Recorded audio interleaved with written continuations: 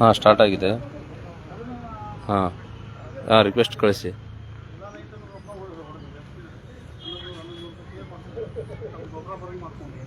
Direct ಮಾಡಿದ್ದೀನಿ.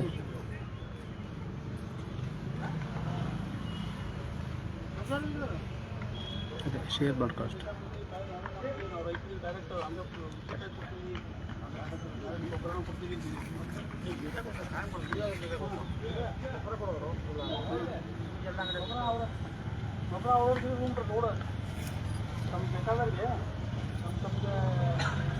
First ಈಗ ಎಕರೆಗೆ ಒಂದೊಂದು ಚಿಲ್ಲರ್ ಬೆಳಂಗೆ ಮಾಡ್ಬೇಕ್ರೆ FID ಮುಡ್ಕರ ಇರೋಣ ಒಂದು ನಿಮಿಷ ಅದನ್ನ ಮಾಡತ್ತೈತೆ ನಿಮಿಷ ಅದ ರೀ.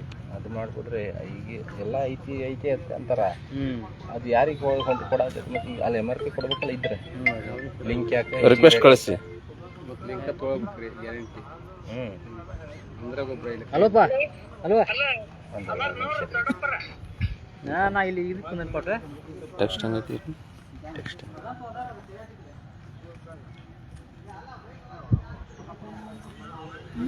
ಅಲ್ಲ ಇದು ಸ್ಟಾರ್ಟ್ ಆಗೈತೇನ್ರಿ ಆಲ್ರೆಡಿ? ಹಾಂ ಅಂದ್ರೆ ಸ್ಟಾರ್ಟ್ ಆದ್ಮೇಲೆ ಹಾಕಲ್ಲ, ಫಸ್ಟಿಗೆ ಹಾಕ್ಬೇಕು ನಾವು.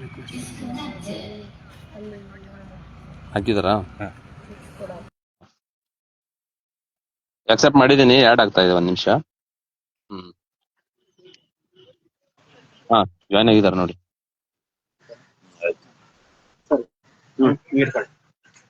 ಸರಿ ಮಾತಾಡಿ. ಬಂಧುಗಳೇ, ಅದು ಸ್ವಲ್ಪ ಟೆಕ್ನಿಕಲ್ ತಾಂತ್ರಿಕ ಸಮಸ್ಯೆಯಿಂದ ಕಟ್ ಆಯ್ತು ಲೈವ್. ಈಗಾಗಲೇ ನಾನು ಹೇಳ್ತಾ ಇರುವ ಹಾಗೆ, CEO ಅವರು ಹೇಳ್ತಾ ಇರುವ ಹಾಗೆ MRP ಮೇಲೆ ಮಾರೋ ಹಾಗಿಲ್ಲ. 266 ರೂಪಾಯಿ 50 ಪೈಸೆ ಮೇಲೆ ಮಾರೋ ಹಾಗಿಲ್ಲ. ಈಗಾಗ್ಲೇನೆ ನಾನು ಹೇಳಿದ ಹಾಗೆ ಟ್ರಾನ್ಸ್ಪೋರ್ಟೇಷನ್ ಸೇರಿಸ್ಕೊಂಡು 253 ಇದ್ದು 23 ರೂಪಾಯಿ ಆಡ್ ಮಾಡಿದ್ರೆ 276 ರೂಪಾಯಿ ಬರುತ್ತೆ. 276 ಮೇಲೆ ಅದನ್ನ ಇಳಿಸುವಂತಹ ಅನ್ಲೋಡಿಂಗ್ ಹಮಾಲಿನ ನಾವೇ ಬರೆಸ್ಬೇಕು. 276 ಪ್ಲಸ್ 282 ರೂಪಾಯಿ. 282 ರೂಪಾಯಿ ನಮಗ್ ಬಂದ್ರೆ ನಾವ್ ಅದನ್ನ ಎಷ್ಟಕ್ಕೆ ಮಾರ್ಬೇಕು? 266 ರೂಪಾಯಿಗೆ ಮಾರಬಾರ್ದು ಅಂತ ಇದೆ. ಮಾರಿದ್ರೆ ನಮ್ಗೆ ನಮ್ಮ ಲೈಸೆನ್ಸ್ ಕ್ಯಾನ್ಸಲ್ ಆಗ್ಬೋದು, ಅಥವಾ ನಮ್ಗೆ ಫೈನ್ಗಳು ಹಾಕ್ಬೋದು, ಎಲ್ಲದೂ ಹಾಕ್ಬೋದು. ನಾವು 266 ರೂಪಾಯಿ ಮೇಲೆ ಮಾರ್ಬೇಕಾ, ಅಥವಾ ಮಾರದೇನೆ ರಸಗೊಬ್ಬರನ ಗೋಡೌನ್ ಅಲ್ಲಿ ಸ್ಟಾಕ್ ಮಾಡಿ ಇಟ್ಕೋಬೇಕಾ? ಇದು ನಮ್ಮ ಪ್ರಶ್ನೆ ಇವಾಗ. ಇದು ನಿಮ್ಗೆ ನೇರವಾಗಿ ಲೈವ್ ಅಲ್ಲಿ ಏನು ವ್ಯವಸ್ಥೆ ನಡೀತಾ ಇದೆ ಅನ್ನೋದನ್ನ ನಿಮ್ಗೆ ತೋರಿಸ್ತಾ ಇದೀವಿ. ಇಲ್ಲಿ ನೀವು ಗಮನಿಸಬೇಕಾಗಿರುವ ಅಂಶ ಏನಂದ್ರೆ, ಇವತ್ತು ನಾವೀಗ ಕೃಷಿ ಕಮಿಷನರ್ ಆಫೀಸ್ ಎದುರುಗಡೆ ನಿಂತ್ಕೊಂಡು ಮಾತಾಡ್ತಾ ಇರುವಂತದ್ದು. ಇದು ಕೃಷಿ ಕಮಿಷನರ್ ಆಫೀಸ್ ಎದುರುಗಡೆ ನಿಂತ್ಕೊಂಡು ಮಾತಾಡ್ತಾ ಇರುವಂತದ್ದು.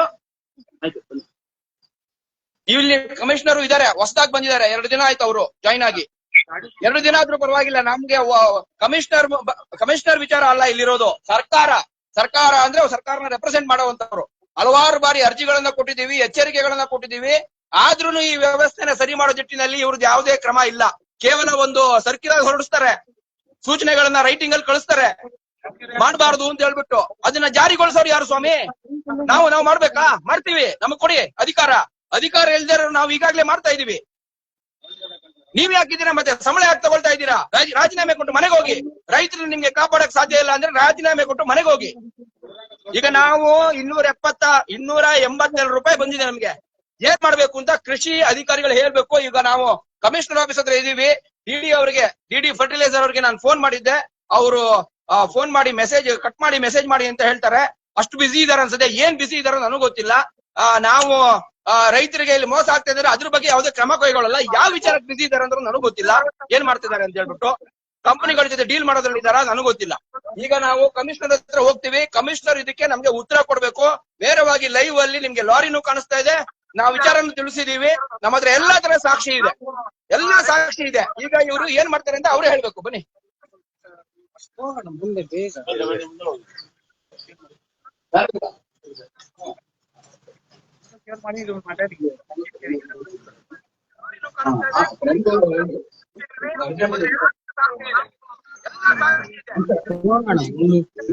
ಎಲ್ಲ ಜನ ಹೋಗ್ಲಿ, ಎಲ್ಲಾರು ತೋರ್ಸ್ಬೇಕಲ್ಲ.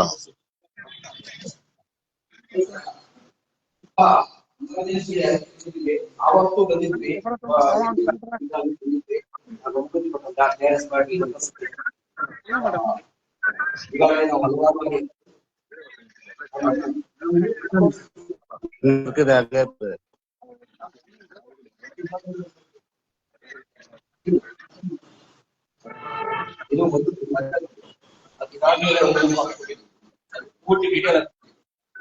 ರಸಗೊಬ್ಬರ ವಿಚಾರವಾಗಿ ಆಗ್ತಾ ಇರುವ ಕಾರಣ ಈಗ ನಾವು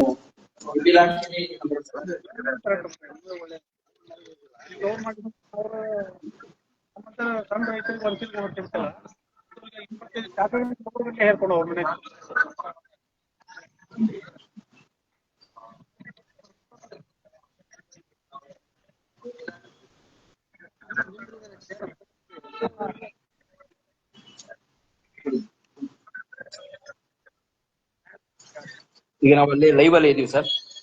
ಅದು ಬನ್ನಿ ಫೋನ್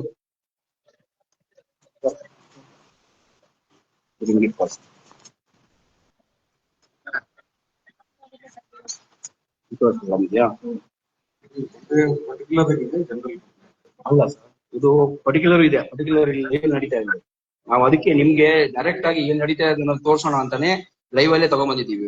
ಈಗ ನಾವು FPO ಇದೆ ನಮ್ದು ಇಲ್ಲಿ ಶಿಗ್ಗಾವಿ, ನಾವು ರಸಗೊಬ್ಬರ ಲೈಸೆನ್ಸ್ ಹೊಂದಿದ್ದೀವಿ. ಸೊ ಈಗ ನಮಗೆ 1.5 ತಿಂಗಳಿಂದ ರೇಕ್ ಬಂದಿಲ್ಲ, ಸಪ್ಲೈ ಬಂದಿಲ್ಲ ಅಂತ ಹೇಳ್ಬಿಟ್ಟು ನಮ್ಗೆ ನಾವು MRP ಒಳಗಡೆ ಮಾಡ್ತಾ ಇದೀವಿ ಶಿಗ್ಗಾವಿ, ಬೇರೆ ಎಲ್ಲರಿಗೂ ತರ ಮಾಡ್ತಾ ಇಲ್ಲ, MRP ಒಳಗಡೆನೆ ಮಾಡ್ತಾ ಇದ್ದೀವಿ. ನಮ್ಗೆ 1.5 ತಿಂಗಳಿಂದ ರೇಕ್ ಬಂದಿಲ್ಲ,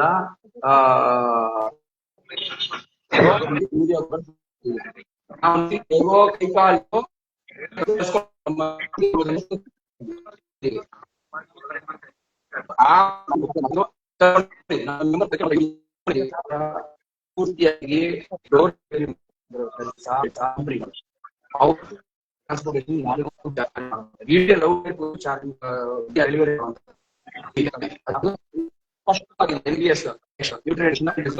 ಸಬ್ಸಿಡಿ ಸ್ಕೀಮ್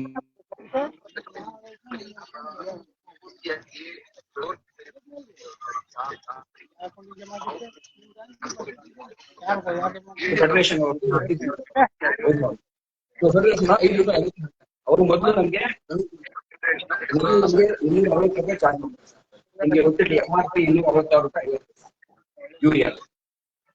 ಅವ್ರು ನಮ್ಗೆ ಮೊದಲು 260 ರೂಪಾಯಿ ಚಾರ್ಜ್ ಮಾಡ್ತಾರೆ, ಆಯ್ತಾ. ಹಮಾಲಿ ಸೇರಿ ನಮ್ಗೆ 266 ರೂಪಾಯಿ ಬರ್ತಾ ಇಲ್ಲ, 50 ಪೈಸೆ ಪ್ರಾಫಿಟ್.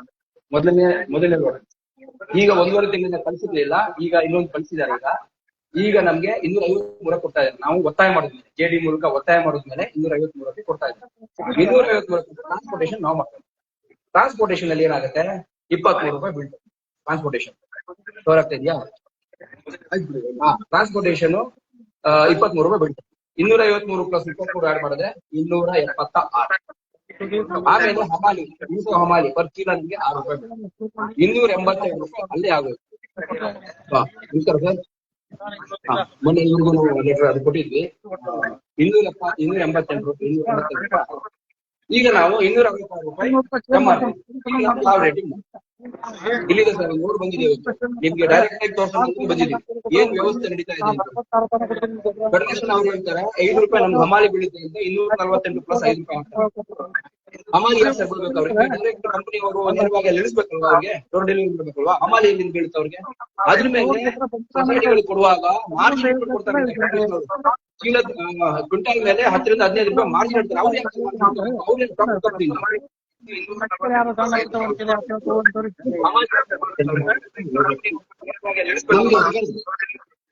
ಸೆಕೆಂಡ್ರಿಗೆ ನನಗೆ ಟ್ರಾನ್ಸ್ಪೋರ್ಟೇಷನ್ ಬರಬೇಕು. ಬರ್ತಾ ಇದೆಯಾ?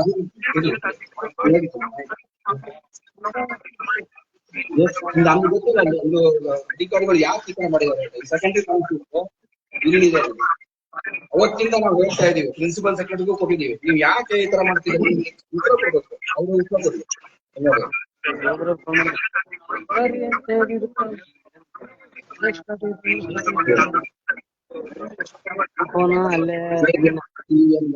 ಅದೇ ಫೆಡರೇಷನ್ ಮತ್ತು KSC ಬೀಜ ನಿಗಮ ಸಂಸ್ಥೆಯವರು ದಾಸ್ತಾನೀಕರಿಸಿದ ರಸಗೊಬ್ಬರಗಳನ್ನು ಸಹಕಾರ ಸಂಘಗಳಿಗೆ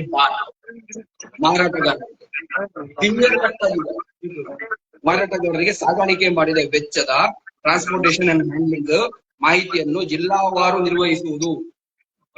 ಪ್ರತಿ ಬಾರಿ ಸಾಗಾಣಿಕೆ ಮಾಡಿದ ಪ್ರಮಾಣಕ್ಕೆ ಸರ್ಕಾರದ ಆದೇಶದಂತೆ ಸಾಗಾಣಿಕೆ ವೆಚ್ಚವನ್ನು ಭರಿಸುವ ಮಾಹಿತಿಯನ್ನು ಜಿಲ್ಲೆಯ ನಿರ್ಧರಿಸುವುದು ಮತ್ತು ದಾಖಲೆ ನಿರ್ವಹಿಸುವುದು. ಈ ಟ್ರಾನ್ಸ್ಪೋರ್ಟೇಷನ್ ನಮ್ಗೆ ಕೊಡ್ಬೇಕು, ಅವ್ರು ಎಲ್ರಿಗೂ ಕೊಡ್ಬೇಕು, ಮಾರಾಟಗಾರರಿಗೆ ಕೊಡ್ಬೇಕು.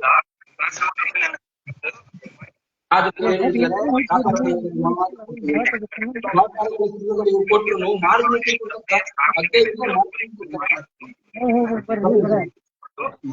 ಯಾಕಂದ್ರೆ ನಮ್ಗೆ ಕಂಪನಿ ಕೊಡೋಣ ಅಂದ್ಬಿಟ್ಟು ಅವ್ರಿಗೆ 3 ವರ್ಷದ್ದು ಬ್ಯಾಲೆನ್ಸ್ ಶೀಟ್ ಬೇಕಂತ. ಬಿಸ್ನೆಸ್ ಮಾಡಿದ್ರೆ ಬ್ಯಾಲೆನ್ಸ್ ಶೀಟ್ ಸಿಗ್ತದೆ. ಇಫ್ಕೋ ಕ್ರಿಪ್ಕೋ 3 ವರ್ಷ ನಾವು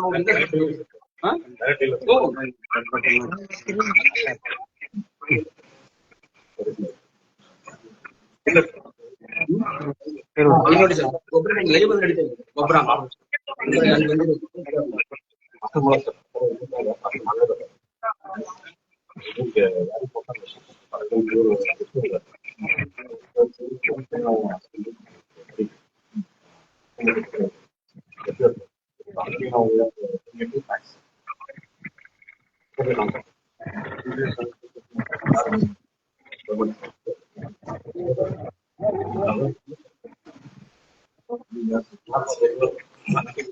ರೆಗ್ಯುಲರ್ ಸ್ಟಾಕ್ ರೇಕ್ ಇಂದ ಡೈರೆಕ್ಟ್ ನಮಗೆ ಬರಬೇಕು ಸರ್. ಬಫರ್ ಸ್ಟಾಕ್ ಯಾಕಂದ್ರೆ ಬಂದಿಲ್ಲ, ಅವ್ರು ಕೊಟ್ಟಿಲ್ಲ. ಬಂದಾಗ ರೇಟ್ಗಳು ಕಳೆದ 1.5 ತಿಂಗಳಿಂದ ಬಂದಿಲ್ಲ ಅಂತಾರೆ. ಬಂದಿಲ್ಲ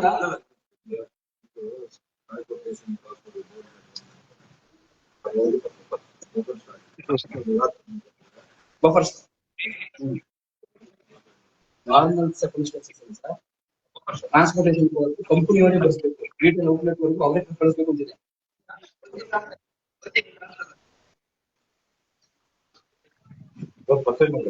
ಹೌದು, ನಿನ್ನೆ ಪೇಮೆಂಟ್ ಮಾಡಿ ತರ್ಸ್ಕೊಂಡಿದ್ದೀವಿ. PO ಲೈನ್ ಇದ್ದಾರೆ, ಅದೇ PO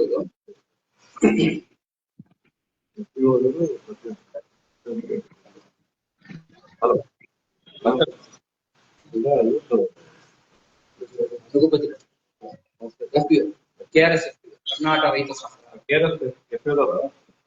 ಅವ್ರಿಗೆ ಬಫರ್ ಅಲೋಕೇಶನ್ ಕೊಡ್ತಾರೆ ಅಥವಾ ರೆಗ್ಯುಲರ್ ಕೊಡ್ತಾರೆ? ಬಫರ್ ಸೆಕೆಂಡ್ ಹಾಸ್ಪಿಟಲ್ ನಾವು ಕೊಟ್ಟಿದ್ದೀವಿ.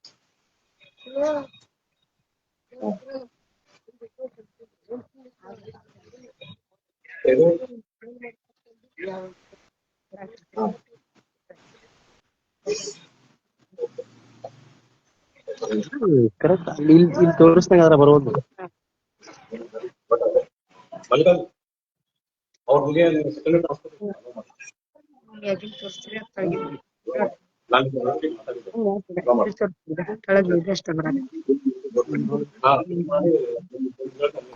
ಗಾಡಿ ಎಷ್ಟು ಬೇರೆ ಇದನ್ನೇ ನಾವು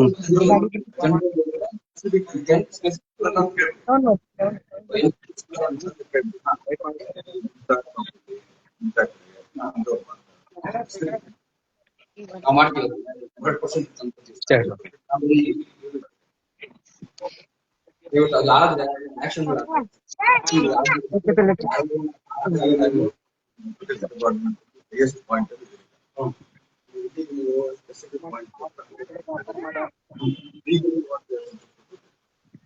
ಅದನ್ನ ಗೊತ್ತಿದೆ, ಆದ್ರೆ ನಿಮಗೆ ಆಲ್ರೆಡಿ ಎಲ್ಲ ಗೊತ್ತಿದೆ. ನಮಗೆ ಫಾರ್ವರ್ಡ್ ಮಾಡ್ತಾ ಇದ್ದಾರೆ. ಅವ ರೈತರು ಏನಂದ್ರೆ ಕಾಲ್ ಮಾಡ್ಬಿಟ್ಟು ನನ್ನ ಸಮಯ ವೇಸ್ಟ್ ಮಾಡಿ ನನಗೆ ರಸಗೊಬ್ಬರ ಸಿಗದೆ ವಾಪಸ್ ಹೋಗ್ರಮ್ಮ ಅದು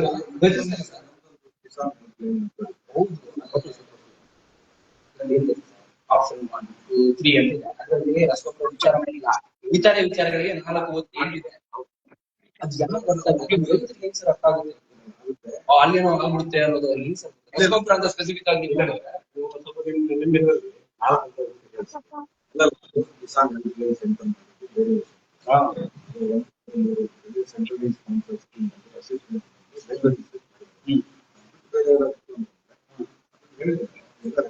ಐದುವರೆಗೆ ಅವರು ಮನೆಗೆ ಹೋಗ್ತಾರೆ. ಅನ್ಪ್ಲೇನ್ ಅವ್ರು ಯಾರು ಸಿಗೋದೇ ಇಲ್ಲ. ಅದೇ ಒಂದು ನಾವು ರವೀಶ್ವರ ರೆಡ್ಡಿ ಅವ್ರು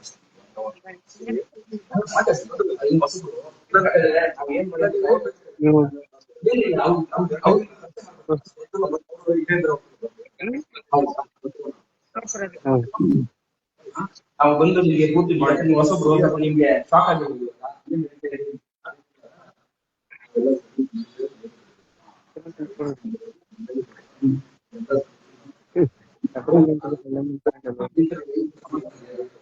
ಏನಾಗತ್ರಿ ಈಗ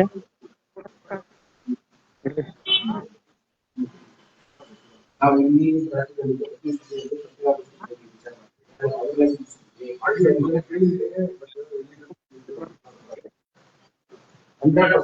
ನಾವು ಅದನ್ನು ಬರೆಯಬೇಕು. ನಮ್ಮ ತಪ್ಪು ಹೋರಾಟಗಳಿಗೆ ಯಾರಾದ್ರೂ ಮಾಡ್ತಾರೆ, ನಮ್ಮವರು ನಾವ್ ಯಾರು ಯಾರೋ ಒಬ್ರು ಮಾಡ್ಬೋದು ಅಂತವ್ರಿಗೆ ದಯವಿಟ್ಟು ಕಂಪ್ಲೀಟ್ ಮಾಡಿ. ತುಂಬಾ ಧನ್ಯವಾದ ಸರ್. Thank you.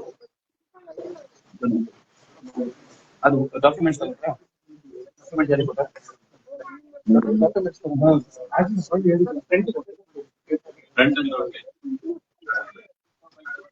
ಬನ್ನಿ ಲೈಟ್ ಅದು ಟರ್ನ್ ಮಾಡಿ. ನಿಶಾಂತ್ ಕಾಣಿಸ್ತಾ ಇದೆಯಾ? ಹಾ, ಕಾಣಿಸ್ತಾ ಇದೆ ಸರ್. ಓಕೆ, ಲೈವ್ ಅಲ್ಲಿ ಬರ್ತಾ ಇದೆಯಲ್ವಾ? ಈಗ ನಮ್ದು ಏನ್ ಬರ್ತಾ ಇದೆ? ಕಾಣಿಸ್ತಾ ಇದೆಯಾ? ಏನ್ ಬರ್ತಾ ಇದೆ? ಸ್ವಲ್ಪ ಚೇಂಜ್ ಮಾಡಿ, ಶಿಫ್ಟ್ ಮಾಡಿದೆ ನಾನು. ಟರ್ನ್ ಮಾಡಿದೆ ನೋಡು. ಒಂದ್ ನಿಮಿಷ. ಹಾ, ನೀವು ಕಾಣ್ತಾ ಇದ್ದೀರಾ? ಯಾರು? ರಘುಪತಿ ಸರ್, ನೀವು ಕಾಣ್ತಾ ಇದ್ದೀರಾ? ಹಾ, ಈಗ ಒಂದ್ ನಿಮಿಷ ಕಾಣಿಸ್ತಾ ಇದಾರೆ ಇವಾಗ? ಕಾಣಿಸ್ತಿದಾರಾ? ಹಾ ಬಂಧುಗಳೇ, ಈಗ ನೀವು ನೋಡಿದ್ರಿ ನಿಶಾಂತ್, ನಿಮ್ಗೆ ಕೇಳಿಸ್ತಾ ಅವ್ರು ಹೇಳಿದ್ದು? ಹಾ ಸರ್. ಹಾ, ಈಗ ಇಲ್ಲಿ ಹೊಸ ಕಮಿಷನರ್ ಬಂದಿದ್ದಾರೆ, ಡಾಕ್ಟರ್ ಸತೀಶ್ ಅಂತ. ಅವರು ತುಂಬಾ ಚೆನ್ನಾಗಿ ಸ್ಪಂದಿಸಿದ್ರು. ಉತ್ತರ ಕರ್ನಾಟಕದ ಭಾಗದಲ್ಲಿ ನಾನು ತುಂಬಾ ಕೆಲಸ ಮಾಡಿದ್ದೀನಿ, ನನ್ಗೆ ಅವ್ರ ಬಗ್ಗೆ ಕನ್ಸರ್ನ್ ಇದೆ ಅಂತ ಹೇಳಿದ್ರು. ಅವ್ರಿಗೆ ವಿಚಾರ ತಿಳಿಸಿದಾಗ ಇಮಿಡಿಯೇಟ್ ಫೆಡರೇಷನ್ ಅವ್ರಿಗೆ ಫೋನ್ ಮಾಡ್ಬಿಟ್ಟು ಸೆಕೆಂಡರಿ ಟ್ರಾನ್ಸ್ಪೋರ್ಟ್ ಕೊಡ್ಬೇಕು ಇವ್ರಿಗೆ ಅಂತ ಅವರು ಹೇಳಿದ್ದಾರೆ. ಸೊ ಇದೊಂದು ಒಳ್ಳೆ ಬೆಳವಣಿಗೆ ಆಗಿದೆ. ಈಗ ಮುಂದಿನ ದಿನಗಳಲ್ಲಿ ನಮ್ಗೆ ಆ ಸೆಕೆಂಡರಿ ಟ್ರಾನ್ಸ್ಪೋರ್ಟ್ ಈ ಫೆಡರೇಷನ್ ಇಂದ ಸಿಗುತ್ತೆ ಅಂತ ನಾವು ಭಾವಿಸ್ಕೊಂಡು, ಇವತ್ತು ಸಿಗುತ್ತೆ, ಮುಂದಕ್ಕೂ ಸಿಗುತ್ತೆ ಅಂತ ಭಾವಿಸ್ಕೊಂಡು ಮುಂದಕ್ಕೆ ಹೋಗೋಣ. ಈಗ ಇಲ್ಲಿ ಇನ್ನೂ ದೊಡ್ಡ ವಿಚಾರ ಏನು, ಈಗ ಹೊಸದಾಗಿ ಬಂದಿದ್ದಾರೆ ಇವರು, 2 ದಿನ ಆಯ್ತಷ್ಟೇ ಕಮಿಷನರ್ ಚಾರ್ಜ್ ತಗೊಂಡು. ಈಗ ಅವರು ರವಿಕೃಷ್ಣ ರೆಡ್ಡಿ ಅವರು ಕೂಡ ಒಂದ್ಸಲ ಭೇಟಿ ಮಾಡ್ಲಿ ಅಂತ ಅವ್ರು ಹೇಳಿದ್ರು. ನಾವು ರವಿಕೃಷ್ಣ ರೆಡ್ಡಿ ಅವರು ಕೂಡ ಇಲ್ಲಿ ಬಂದು ಒಂದ್ಸಲ ಅವ್ರಿಗೆ ಪೂರ್ತಿ ಡೀಟೇಲ್ ನ ನಾವು ಇಲ್ಲಿ ಕೊಡ್ತೀವಿ. ಕೊಟ್ಟ ಮೇಲೆ ಈಗ ನಮಗೂ ಹೇಳಿದ್ದಾರೆ ಅವರು ಏನಂದ್ರೆ, ನೀವುಗಳು ಸ್ಪೆಸಿಫಿಕ್ ಆಗಿ ನಿರ್ದಿಷ್ಟವಾಗಿ ಯಾವ ಅಂಗಡಿ ಅವರು ಈ ತರ ಮಾಡ್ತಿದ್ದಾರೆ ಅಂತ ನಮಗ್ ಕೊಡಿ, ನಾವು ಅವ್ರ ಮೇಲೆ ಆಕ್ಷನ್ ತಗೊಳ್ತೀವಿ ಅಂತ ನಮ್ಗೆ ಸ್ಪಷ್ಟವಾಗಿ ಹೇಳ್ಬಿಟ್ಟಿದ್ದಾರೆ. ಡಾಕ್ಟರ್ ಸತೀಶ್ ಕೃಷಿ ರಾಜ್ಯ ಕೃಷಿ ಆಯುಕ್ತರು ಅವ್ರು ಹೇಳಿದ್ದಾರೆ, ನಾವೀಗ KRS ಪಕ್ಷದವರು ಈ ಹೋರಾಟನ ಮುಂದುವರಿಸಬೇಕು. ರೈತರಿಗೆ ಏನು ಈ ಅನಾನುಕೂಲ ಆಗ್ತಾ ಇದೆ ಮತ್ತೆ ನಷ್ಟ ಆಗ್ತಾ ಇದೆ, ರಸಗೊಬ್ಬರ MRP ಬೆಲೆ ಮಾರೋದು, ಲಿಂಕ್ ಪ್ರಾಡಕ್ಟ್ ಸೇಲ್ ಮಾಡೋದು, ಅದನ್ನೆಲ್ಲ ನಾವು ಇವಾಗ ನಿಲ್ಲಿಸಬೇಕು. KRS ಪಕ್ಷದ ಕಾರ್ಯಕರ್ತರು ಅದಕ್ಕೆ ರೆಡಿ ಆಗಿದ್ದಾರೆ. ಕೃಷಿ ಇಲಾಖೆ ಜೊತೆ ನಾವು ಸೇರಿ ಕೆಲಸ ಮಾಡ್ತೀವಿ. ಕೃಷಿ ಇಲಾಖೆಯವರು ಸಪೋರ್ಟ್ ಮಾಡ್ತಿದ್ದಾರೆ. ನಾವು ಅದನ್ನ ಆ ಶಕ್ತಿಯನ್ನು ಉಪಯೋಗಿಸಿಕೊಂಡು ಈ ಒಂದು ರಸಗೊಬ್ಬರದ ಸಮಸ್ಯೆನ ಬಗೆಹರಿಸೋದಕ್ಕೆ ಈಗ ಎರಡನೇ ರೌಂಡ್ ರಸಗೊಬ್ಬರ ಬೇಕಾಗುತ್ತೆ ರೈತರಿಗೆ. ಈಗ ಬೀಜ ಬಿಟ್ಟಿದ್ದಾರೆ, ಬಿತ್ತಿದ ಮೇಲೆ ಅದು ಏನು ಮೊಳಕೆ ಬಿಟ್ಟಾಗ ಮಳೆ ಬಂದಾಗ ಎರಡನೇ ರೌಂಡ್ 30 ದಿನಗಳು ಬೇಕಾಗುತ್ತೆ. ಆ ರಸಗೊಬ್ಬರ ಪಡೆಯುವ ಸಮಯದಲ್ಲಿ ಅವ್ರಿಗೆ MRP ಬೆಲೆಗೆ ಸಿಗ್ಬೇಕು. ಅದಕ್ಕಿಂತ ಜಾಸ್ತಿ ಎಲ್ಲಾದ್ರೂ ಆದ್ರೆ ಆ ಡೀಲರ್ ಲೈಸೆನ್ಸ್ ನ ಕ್ಯಾನ್ಸಲ್ ಮಾಡುವಂತದ್ದು, ಮತ್ತೆ ಆ ಕಂಪನಿ ಏನಾದ್ರು ಲಿಂಕ್ ಕಳ್ಸೋದು ಮಾಡಿದ್ರೆ ಆ ಕಂಪನಿ ಲೈಸೆನ್ಸ್ ಕ್ಯಾನ್ಸಲ್ ಮಾಡಕ್ಕೆ ನಾವಿಲ್ಲಿ ಅರ್ಜಿ ಕೊಡ್ಬೇಕಾಗುತ್ತೆ, ಸ್ಪೆಸಿಫಿಕ್ ದಾಖಲೆ ಇಟ್ಕೊಂಡು ವಿಡಿಯೋ ಮಾಡ್ಕೊಂಡು. ಇದನ್ನೆಲ್ಲ ನಾವು ಮಾಡ್ಬೇಕು ಅಂತ ನಾನು ನಮ್ಮ KRS ಪಕ್ಷದ ಕಾರ್ಯಕರ್ತರಲ್ಲಿ ನಾನು ಕೋರ್ಕೋತೀನಿ. ನಿಶಾಂತ್ ಅವರೇ, ಕೊನೆಯದಾಗಿ ನೀವೇನಾದ್ರೂ ಹೇಳೋದಿದ್ರೆ ದಯವಿಟ್ಟು ತಿಳಿಸಿ.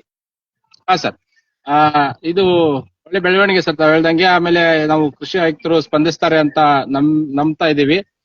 ಮುಖ್ಯವಾಗಿ ಏನಂದ್ರೆ FPOಗಳಿಗೆ ಸಪ್ಲೈ ಆಗ್ತಾ ಇಲ್ಲ. ಅಂದ್ರೆ ರೈತ ಉತ್ಪಾದಕ ಕಂಪನಿ ಮಾಡಿ ಅಂತ ಎಲ್ಲ ಕೃಷಿ ಇಲಾಖೆಯವರು ಮತ್ತೆ ಸರ್ಕಾರ ಹೇಳ್ತಾ ಇದೆ. ಆದ್ರೆ ಅವುಗಳಿಗೆ ಪ್ರೋತ್ಸಾಹ ಇಲ್ಲ ಸರಿಯಾಗಿ. ಸೊ ಅದು ಒಂದು ಅನುಕೂಲ ಆಗ್ಬೇಕು. ಅದನ್ನ ಆಯುಕ್ತರ ಗಮನಕ್ಕೆ ತರಬೇಕಂತ ಕೇಳ್ತಾ ಇದ್ದೀನಿ. ಅದೇ ರೀತಿ ಈಗ ಮುಖ್ಯವಾಗಿ ನಮ್ಗೆ ಯಾವ ರೀತಿ ಸಮಸ್ಯೆ ಆಯ್ತು ಅದೇ ರೀತಿ ಎಲ್ಲಾ ಡೀಲರ್ಗಳಿಗೂ ಎಲ್ಲಾ ರಿಟೇಲರ್ಗಳಿಗೂ ಕೂಡ ಅದೇ ರೀತಿಯಾಗಿ ಸಮಸ್ಯೆ ಆಗ್ತಾ ಇದೆ. ಅವ್ರಿಗೆ ತಲುಪೋ ಹೊತ್ತಿಗೆನೆ ಅದು ರೇಟ್ ಜಾಸ್ತಿ ಆಗಿ ಬರ್ತಾ ಇರೋದ್ರಿಂದ ಅದು ಒಂದು ಕಾರಣ. ಮತ್ತು ಅವ್ರ ಪರಿಸ್ಥಿತಿಯನ್ನ ದುರುಪಯೋಗ ತಗೊಂಡು ರೈತರಿಗೆ ಹೆಚ್ಚಿಗೆ ಮಾರಾಟ ಮಾಡ್ತಿರೋದು ಹೌದು, ಸಾಕಷ್ಟು ರಿಟೇಲರ್ಸ್. ಬಟ್ ಅವರಿಗೆ ತಲುಪೋ ರೇಟೇ ಜಾಸ್ತಿ ಆಗ್ತಾ ಇರೋದೇ ಅದು ಒಂದು ಮುಖ್ಯ ಕಾರಣ ಇದೆಲ್ಲ ಸಮಸ್ಯೆ ಆಗೋದಕ್ಕೆ. ಹಾಗಾಗಿ 2 ವಿಚಾರನ ಅವ್ರು ಇನ್ನು ಸ್ವಲ್ಪ ಗಟ್ಟಿಯಾಗಿ ಆಯುಕ್ತರಿಗೆ ಮನವರಿಕೆ ಮಾಡಿಕೊಡ್ಬೇಕಂತ ರೈತರನ್ನ ಒಂದ್ಸಲ ಮಾತಾಡ್ಸಿ. ನಮಸ್ಕಾರ, ನಾ ಮಂಜುನಾಥ್ ಗೌಡ, ಹಿರೇಮಂಕಟ್ಟಿ. ನಮ್ದು 18 ಎಕರೆ ಜಮೀನು ಇದೆ. ಇವತ್ತು ನಾವು ಹೋದ ವರ್ಷ ಇದೇ ಕೃತಕ ಅಭಾವ ಸೃಷ್ಟಿ ಮಾಡಿ 540 ರೂಪಾಯಿ ಕೊಟ್ಟು ಗೊಬ್ಬರ ತಗೊಂಡ್ ಹಾಕಿದೆ. ಯಾಕೆ ಅನಿವಾರ್ಯ ಇತ್ತು ನನಗ. ಅಂತ ಅಭಾವ ಸೃಷ್ಟಿ ಮಾಡೋದೇ ಇವ್ರದ್ದು. ರಾಜಕಾರಣಿಗಳು ಇರ್ಬೋದು, ನೌಕರಸ್ಥರು ಇರ್ಬೋದು, ಅಂಗಡಿಕಾರ ಇರ್ಬೋದು. ಇವತ್ತು ನಾವು FPO ಮಾಡ್ಕೊಂಡಿದೀವಿ. ಸ್ವಂತ ರೈತರ 350 ಜನ ಕೂಡಿ ರೈತರು ಕೂಡಿ ಇವತ್ತು ಸ್ವಂತಕ್ಕ FPO ಮಾಡ್ಕೊಂಡ್ರು ಇಷ್ಟು ನೌಕರಸ್ಥರಿಂದ ರಾಜಕಾರಣಿಗಳಿಂದ ಹಗಲು ದರೋಡೆ ನಡೀತಾ ಇದೆ. ಇದ್ರ ಬಗ್ಗೆ ನಾವು ತೀವ್ರವಾಗಿ ವಿರೋಧ ಮಾಡ್ತಾ ಇದ್ದೇವೆ. ನಮಗೆ MRP ಬೆಲೆಯಲ್ಲಿ ತಗೋಬೇಕು ಅಂತೇಳಿ ಇದೇ ರಾಜಕಾರಣಿಗಳು ಇದೇ ನೌಕರಸ್ಥರು ಹೇಳ್ತಾರ. ಆದ್ರೆ ಇಲ್ಲೇ ಒಳಗಿಂದೊಳಗ ಇವ್ರು ಈ ಇರುವಿ ಹೆಗ್ಗಣ ಮೇದಂಗ್ ಮೀತಾ ಇದಾರ. ಇದನ್ನ ನಾವು ವಿರೋಧ ಮಾಡ್ತಾ ಇದ್ದೇವೆ. ಹಾ ಇನ್ಯಾರ ಮಾತಾಡ್ತಾರ? ಮತ್ತೆ ಕರಿಯಪ್ಪ ಅವ್ರು ಮಾತಾಡ್ತೀರಾ? ಮಾತಾಡ್ರಿ. ಮತ್ತೆ ಯಾರು ಮಾತಾಡ್ತಾರ ರೈತರು? ಅಣ್ಣ ಮಾತಾಡ್ತಾರ, ಅವ್ರು ಮಾತಾಡ್ತಾರ? ಇಲ್ಲ ಇಲ್ಲ ಇವತ್ತು ಇನ್ಕಮ್ ಟ್ಯಾಕ್ಸ್ ಅಧಿಕಾರಿಗಳು ಯಾವ ಅಂಗಡಿಗೂ ರೇಡ್ ಮಾಡಿಲ್ಲ. ಒಬ್ಬರ ಅಂಗಡಿಗೆ ಹುಬ್ಳಿ ಒಳಗ ರೇಡ್ ಮಾಡ್ತಾರ, ಬೆಂಗಳೂರು ಒಳಗ ರೇಡ್ ಮಾಡ್ತಾರ. ಹಳ್ಳಿ ಬಂದು ಯಾವ ಅಂಗಡಿಗೆ ಬಿಲ್ ಹರಿತಾ ಇರೋದಿಲ್ಲ. GST ಬಿಲ್ ಅಂದ್ರ ಇವತ್ತಿನ ಹಳ್ಳಿ ಜನರಿಗೆ ಗೊತ್ತೇ ಇಲ್ಲ. ಅದ್ರ ಬಗ್ಗೆ ಯಾವ ಅಂಗಡಿ ಗೊಬ್ಬರ ಅಂಗಡಿ ಬಂದು ತನಿಖೆ ಮಾಡಿನೂ ಇಲ್ಲ ಇನ್ಕಮ್ ಟ್ಯಾಕ್ಸ್. ನಾನು 4ನೇ ತಿಂಗಳ 7ನೇ ತಾರೀಕಿಗೆ AD ಅವ್ರಿಗೆ ಲೆಟರ್ ಕೊಟ್ಟಿದ್ದೇನೆ.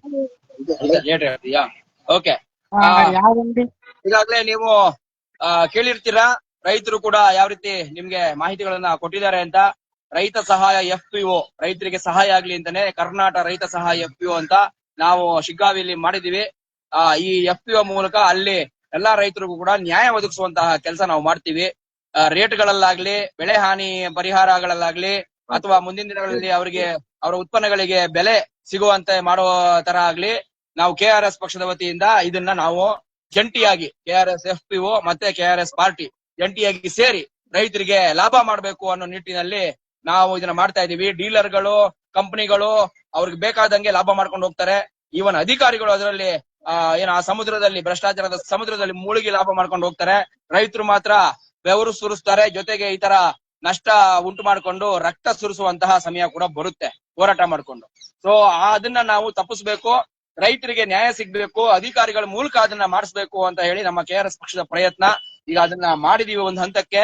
ಈಗ ಮುಂದಿನ ದಿನಗಳಲ್ಲಿ ಅವ್ರು ಹೇಳಿದ್ದಾರೆ ಸ್ಪಷ್ಟವಾಗಿ, ನಾವು ಡೀಲರ್ಗಳು ಮುಂದಕ್ಕೆ ಯಾರೇ ಡೀಲರ್ಗಳು ಈ ತರ ಏನು ರಸಗೊಬ್ಬರಗಳನ್ನ ಜಾಸ್ತಿ ಮಾರೋದಿದ್ರೆ ಅಲ್ಲಿ ಹೋಗ್ಬಿಟ್ಟು ಲೈವ್ ಮಾಡ್ತೀವಿ. ಹೆಲ್ಪ್ ಲೈನ್ ಮೂಲಕ ನಮ್ಗೆ ರೈತರು ನಮ್ಗೆ ಏನು ಮಾಹಿತಿಗಳನ್ನ ಕೊಡ್ಬೇಕು. ಫೋನ್ ಮಾಡಿ ಕೊಡ್ರೆ ನಿಮ್ಮ ಹೆಸರು ಎಲ್ಲೂ ಬರಲ್ಲ. ನಾವು ಅದನ್ನ ಅಲ್ಲಿಯ ಯಾವ ಡೀಲರ್ ಇದ್ದಾನೆ ಅಲ್ಲೇ ಹೋಗ್ಬಿಟ್ಟು ಲೈವ್ ಮಾಡಿ ಅವನ ಹಿಡಿದು ಹಾಕಿ ಅವನ ಮೇಲೆ ಕಂಪ್ಲೇಂಟ್ ಆಗೋಂಗ್ ಮಾಡಿ ಅವನು ಕ್ಯಾನ್ಸಲ್ ಮಾಡಿಸ್ತೀವಿ. ಸೊ ನೀವು ದಯವಿಟ್ಟು ಹೆಚ್ಚಿನ ಸಂಖ್ಯೆಯಲ್ಲಿ ರೈತರು ಈ ಒಂದು ಅವಕಾಶನ ಬಳಸಬೇಕು. ನಿಮ್ಮ ನಷ್ಟವನ್ನ, ನಿಮ್ಮ ಅನಾನುಕೂಲವನ್ನ ನೀವೇ ಸರಿ ಮಾಡ್ಕೋಬೇಕು. ನಿಮಗಾಗ್ತಿರುವಂತ ಅನ್ಯಾಯವನ್ನ ನೀವೇ ಸರಿ ಮಾಡ್ಕೊಳ್ಳಕ್ಕೆ ನಾವು ನಿಮ್ ಜೊತೆ ಬೆಂಬಲವಾಗಿ ನಿಂತಿದೀವಿ. ಇದು ಇಷ್ಟು ಹೇಳ್ತಾ ಇವತ್ತಿನ ಒಂದು ಯಶಸ್ವಿಯಾದ ಲೈವ್ ಕಾರ್ಯಕ್ರಮ ನಿಮ್ಗೆ ಮುಗಿಸ್ತಾ ಇದೀವಿ. ಕರ್ನಾಟಕ ರಾಷ್ಟ್ರ ಸಮಿತಿ ಪಕ್ಷಕ್ಕೆ, ಪಕ್ಷಕ್ಕೆ, ರೆಡ್ಡಿ ಅವರಿಗೆ ಪವಿತ್ರ ರಾಜಕಾರಣ ಬಿಟ್ಟು ತೊಲಗಿ, ಪ್ರಾಮಾಣಿಕ ರಾಜಕಾರಣಕ್ಕೆ ಮುಂದಾಗಿ ಮುಕ್ತ ಕರ್ನಾಟಕ ನಿರ್ಮಿಸೋಣ, ಕರ್ನಾಟಕ ನಿರ್ಮಿಸೋಣ, ಕಲ್ಯಾಣ ಕರ್ನಾಟಕ ನಿರ್ಮಿಸೋಣ, ಕರ್ನಾಟಕ ನಿರ್ಮಿಸೋಣ. ಜಯವಾಲಿ, ಜಯವಾಲಿ, ಜಯವಾಲಿ.